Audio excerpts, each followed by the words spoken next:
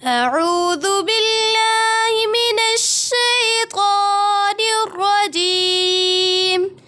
بسم الله الرحمن الرحيم الله نور السماوات والأرض مثل نوره كمشكاة فيها مصباح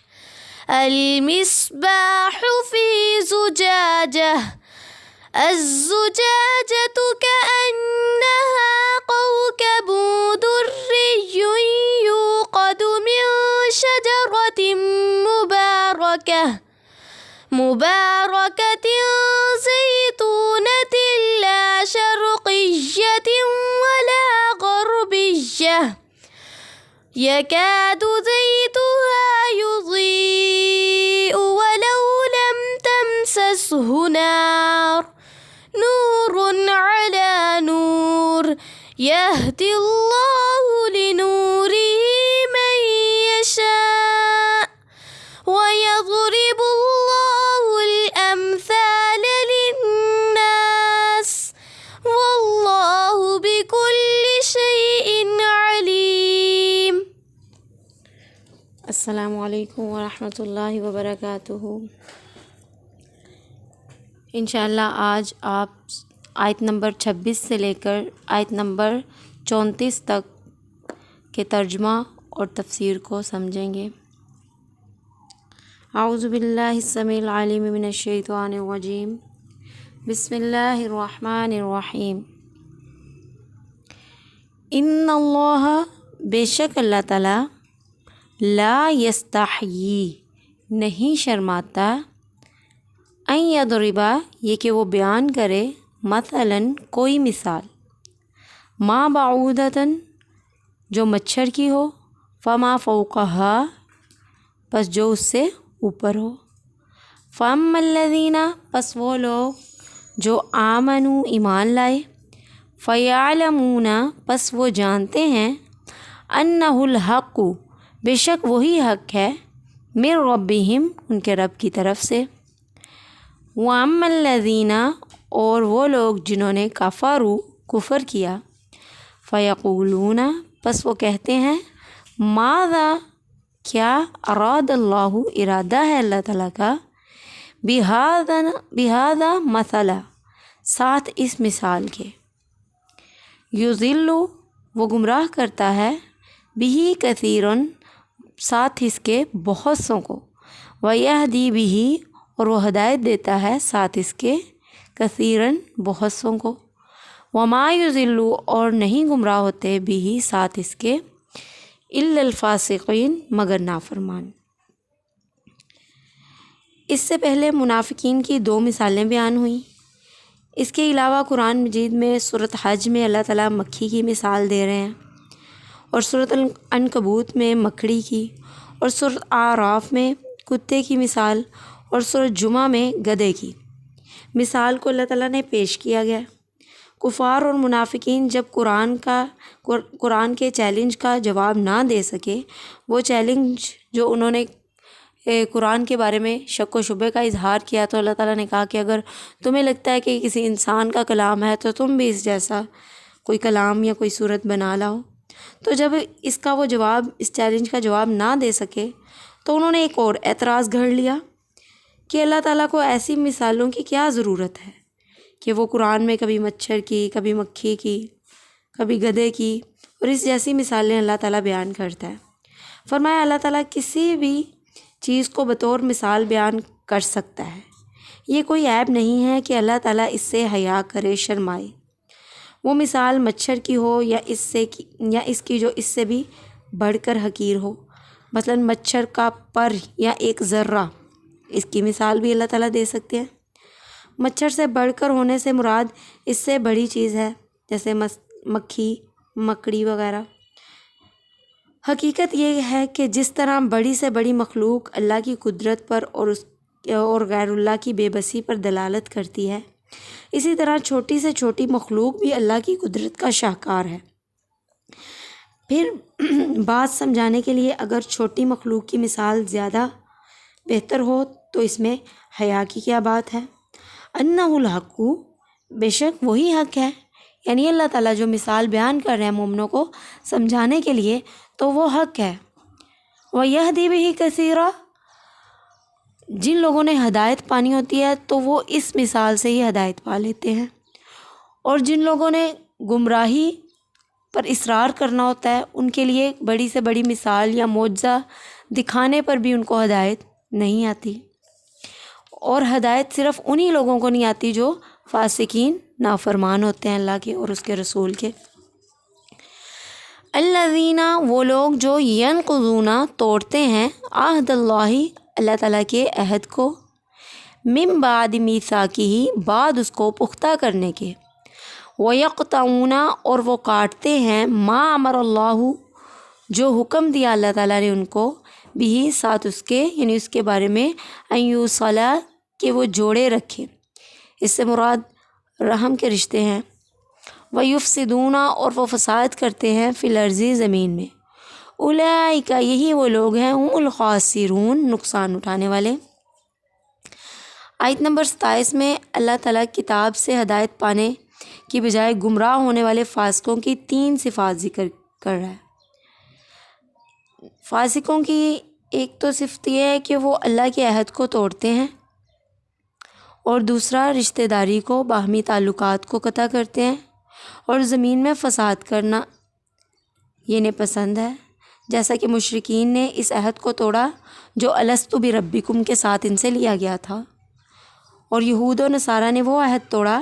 جو ان سے نبی کریم صلی اللہ علیہ وآلہ وسلم پر ایمان لانے کے لیے لیا گیا تھا، کہ جب میرا آخری نبی آپ کے پاس آ جائے تو آپ نے اپنی جو ہے شریعت کو چھوڑ کر میرے نبی کی شریعت کو ماننا ہے اور ان پر ایمان لانا ہے۔ کفار قریش نے رسول اللہ صلی اللہ علیہ وسلم اور مسلمانوں سے رشتہ داری کو قطع کیا، اور منافقین نے زمین میں فساد پھیلایا، اور یہ تینوں صفات کفار کے تمام گروہوں میں پائی جاتی ہیں۔ کیف تکفرون، کیسے تم کفر کرو گے، باللہ، اللہ کے ساتھ، وکنتم، اور تم، امواتن، مردہ تھے، فاحیاکم، پس تم کو اس نے زندگی بخشی، ثم، پھر، یمیتکم، وہ تمہیں مارے گا، ثم، پھر، یحییکم، وہ تم کو زندہ کرے گا، ثم، پھر، الیہ، اسی کی طرف، ترجعون، تم لوٹائے جاؤ گے۔ یا ایھا الناس اعبدوا کے ساتھ توحید کی جو بات شروع ہوئی تھی وہی بات آگے بڑھائی جا رہی ہے کہ اللہ تعالیٰ کے ساتھ تمہارے کفر پر تعجب ہے، جس نے تمہیں اس وقت زندگی بخشی جب تم بے جان تھے، یعنی موجود ہی نہ تھے، پھر وہ تمہیں موت دے گا۔ زندگی اور موت کا یہ سلسلہ جو تمہارے سامنے ہے یہ اللہ تعالیٰ کے وجود اور توحید کی بھی دلیل ہے، اور تمہیں دوبارہ زندہ کر کے اپنے سامنے حاضر کرنے کی بھی دلیل ہے۔ هو الذی، وہی ذات پاک ہے جس نے، خلق، پیدا کیا، لکم، تمہارے لیے، ما فی الارض، جو کچھ زمین میں ہے، جمیعاً، سب، ثم استوی، پھر وہ مستوی ہو گیا، الی السماء، آسمان کی طرف، فسواہن، پس ٹھیک بنایا ان کو، 7 سماوات، 7 آسمان، وہو، اور وہ، بکل شیء، ہر چیز کے ساتھ، علیم، جاننے والا، خبر رکھنے والا ہے۔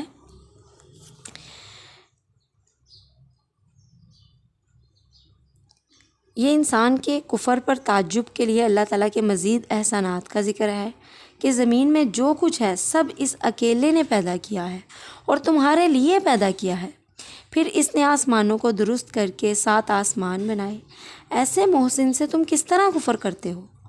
وہ تو ہر چیز کو خوب جاننے والا ہے، تمہارا کفر بھی اس سے چھپا ہوا نہیں ہے۔ اپنا انجام خود سوچ لو۔ یہ آیت اس بات کی دلیل ہے کہ زمین میں جو کچھ ہے مجموعی طور پر انسان کے فائدے کے لیے ہے، مگر اس کا مطلب یہ بھی نہیں ہے کہ زمین کی ہر چیز انسان کے لیے حلال ہے، بلکہ اسے یہ فائدہ اللہ اور اس کے رسول صلی اللہ علیہ وسلم کے احکام کے تحت اٹھانا ہوگا۔ جو چیزیں ان پر حلال کی گئیں صرف انہی کو استعمال کر کے اور انہی کو اپنے فائدے میں لا کر۔ وَإِذْ قَالَ اور جب کہا ربک تیرے رب نے للملائکتی فرشتوں کے لیے انی بے شک میں جاعل بنانے والا ہوں فی الارض زمین میں خلیفہ ایک خلیفہ قالو انہوں نے کہا اتجعلو کیا تو بنائے گا فیہا اس میں من یفسدو جو فساد کرے فیہا اس میں ویسفکو اور بہائے دماء خون ونحن اور ہم نسبح تسبیح بیان کرتے ہیں بحمدک ساتھ تیری تعریف کے ونقدس اور پاکیزگی بیان کرتے ہیں لکا تیرے لیے قال کہا انی بے شک میں عالم زیادہ جانتا ہوں ما لا جو نہیں تعلمون تم جانتے۔ ان آیات سے معلوم ہوا کہ فرشتے ایک الگ مخلوق ہیں اور وہ انسان کی پیدائش سے پہلے موجود تھے۔ رسول اللہ صلی اللہ علیہ وسلم نے ایمان کی تعریف میں اللہ پر ایمان کے بعد فرشتوں پر ایمان کا ذکر فرمایا، بخاری کی حدیث باب الایمان میں۔ اور خلیفہ وہ ہے جو کسی کی موت کے بعد یا اس کے غائب ہونے کی صورت میں اس کا جانشین بنے، یا تمام کام اگر وہ خود سر انجام نہ دے سکنے کی صورت میں بعض معاملات میں کسی کو خلیفہ بنائے۔ یہاں خلیفہ سے اللہ کا خلیفہ مراد لینا درست نہیں ہے، کیونکہ نہ اللہ تعالیٰ پر موت آئے گی، نہ وہ غائب ہے اور نہ وہ اپنے کاموں میں کسی کا محتاج ہے، بلکہ ابن کثیر رحمۃ اللہ علیہ فرماتے ہیں کہ یعنی خلیفہ سے ایسے لوگ مراد ہیں جو نسل در نسل ایک دوسرے کے جانشین بنیں گے۔ اسی طرح خلیفہ سے مراد صرف آدم علیہ السلام نہیں بلکہ پوری نوع انسان ہے۔ اس کی دلیل یہ ہے کہ زمین میں فساد اور خون بہانا آدم علیہ السلام کا نہیں بلکہ اولاد آدم کا کام تھا۔ فرشتوں کو انسان کا زمین میں فساد کرنا کیسے معلوم ہوا؟ جواب یہ ہے کہ خود اللہ تعالیٰ نے انہیں بتا دیا تھا۔ دلیل ان کا یہ کہنا ہے کہ ہمیں کچھ علم نہیں مگر جو تو نے ہمیں سکھایا۔ فرشتوں کا سوال اعتراض کے لیے نہیں بلکہ انسان کی پیدائش کی حکمت معلوم کرنے کے لیے تھا۔ وعلم اور سکھا دیے آدم الاسماء آدم علیہ السلام کو نام کلہا سب چیزوں کے ثم عرضہم پھر پیش کیا ان کو علی الملائکتی فرشتوں کے سامنے فقال پس کہا اللہ تعالیٰ نے انبئونی خبر دو مجھے باسمائی ہاؤلائی ساتھ ان کے ناموں کی، یعنی ان چیزوں کے ناموں کی خبر دو مجھے، ان کنتم صادقین اگر تم سچے ہو۔ یعنی اللہ تعالیٰ نے آدم علیہ السلام کو نام سکھائے اور پھر ان کو ان کے ناموں کا ذکر کرنے کے لیے فرشتوں کے سامنے کھڑا کیا، اور پہلے فرشتوں سے پوچھا کہ آپ ان کے نام بتاؤ۔ کسی ورکشاپ کی ذمہ داری سپرد کرتے وقت یہ دیکھا جاتا ہے کہ اس کے اوزاروں کا علم کون رکھتا ہے، کون اس کی معلومات رکھتا ہے۔ ظاہر ہے انہیں وہی استعمال کر سکتا ہے جو کم از کم ان کا نام جانتا ہو۔ اللہ تعالیٰ نے زمین کی اشیاء کے نام آدم علیہ السلام کو سکھائے اور فرشتوں پر واضح کیا کہ زمین کی خلافت کے لیے صرف تسبیح و تقدیس کافی نہیں بلکہ علم اسماء بھی ضروری ہیں، یعنی سب چیزوں کے نام جاننا اور ان کا استعمال کرنا،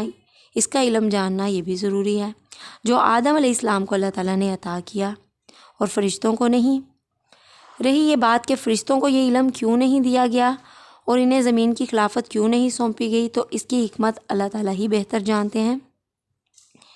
جیسے اللہ نے فرمایا انی عالم ما لا تعلمون، بے شک میں زیادہ جانتا ہوں جو تم نہیں جانتے۔ اس سے معلوم ہوا کہ فرشتوں کا علم جزوی ہے اور وہ مقرب ہونے کے باوجود علم غیب نہیں رکھتے۔ غیب اللہ کے سوا کوئی نہیں جانتا، یا اللہ تعالیٰ جس کو جتنا عطا کرے۔ جو شخص تمہیں کہے کہ نبی کریم صلی اللہ علیہ وسلم، حضرت عائشہ رضی اللہ تعالیٰ عنہ کی یہ حدیث ہے اور بخاری باب التوحید کی، حضرت عائشہ فرماتی ہیں کہ جو شخص تمہیں یہ کہے کہ نبی کریم صلی اللہ علیہ وسلم غیب جانتے ہیں تو بلا شبہ اس نے جھوٹ کہا۔ اللہ تعالیٰ تو فرماتا ہے کہ اس کے سوا کوئی غیب نہیں جانتا۔ آدم علیہ السلام کو اللہ تعالیٰ نے جو علم عطا کیا وہ اپنی حکمت سے عطا کیا، اور فرشتوں کو وہ علم نہ عطا کرنے میں بھی اللہ تعالیٰ کی حکمت شامل تھی۔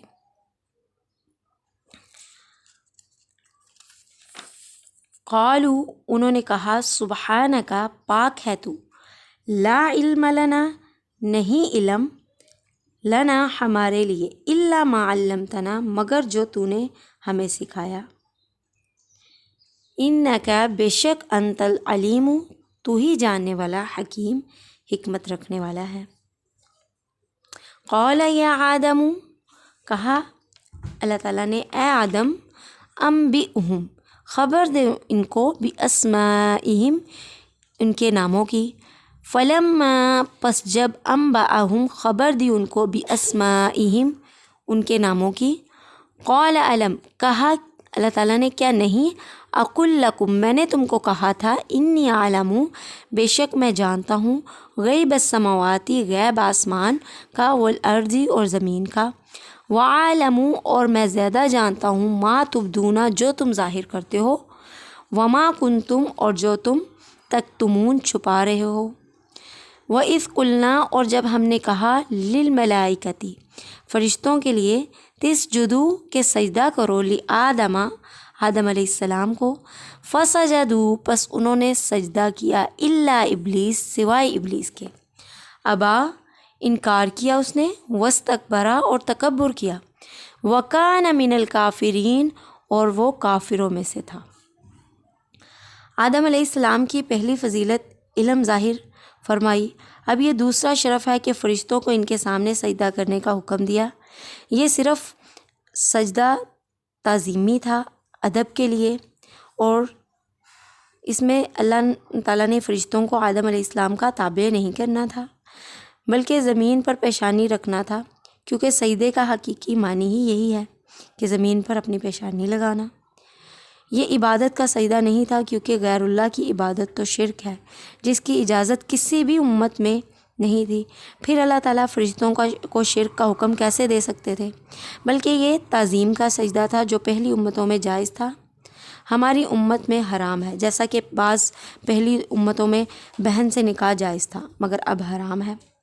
عبداللہ بن ابی عوف رضی اللہ تعالیٰ عنہ بیان کرتے ہیں کہ معاذ رضی اللہ تعالیٰ عنہ جب شام سے واپس آئے تو انہوں نے نبی کریم صلی اللہ علیہ وسلم کو سجدہ کیا۔ آپ صلی اللہ علیہ وسلم نے فرمایا، معاذ یہ کیا ہے؟ کہا میں شام گیا تھا تو میں نے انہیں دیکھا کہ وہ اپنے پادریوں کو، افسروں کو سجدہ کرتے ہیں، میں نے دل میں چاہا کہ ہم آپ کے ساتھ اسی طرح کریں، تو رسول اللہ صلی اللہ علیہ وسلم نے فرمایا تم یہ کام نہ کرو، کیونکہ اگر میں کسی کو حکم دینے والا ہوتا کہ وہ غیر اللہ کو سجدہ کرے تو عورت کو حکم دیتا کہ وہ اپنے خامد کو سجدہ کرے۔ یعنی شریعت محمدی میں سجدہ تعظیمی بھی حرام ہے۔